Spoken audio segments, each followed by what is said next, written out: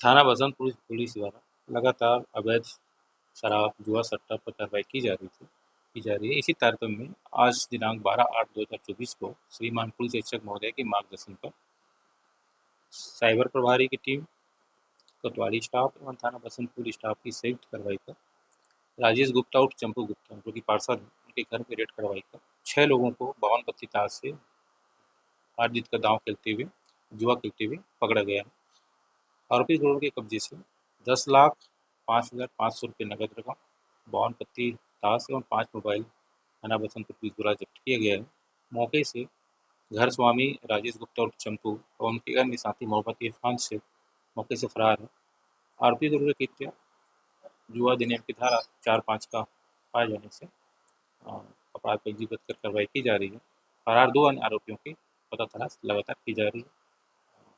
उनकी जल्द से थाना बसंतपुर द्वारा गिरफ्तार कर कार्रवाई की जाएगी। जी, वहाँ घर स्वामी राजेश गुप्ता और चंपू गुप्ता और मोहम्मद इरफान दोनों दोनों आरोपी मौके से पुलिस को चकमा देकर भाग गए हैं, जिनकी पता तलाश की जा रही है।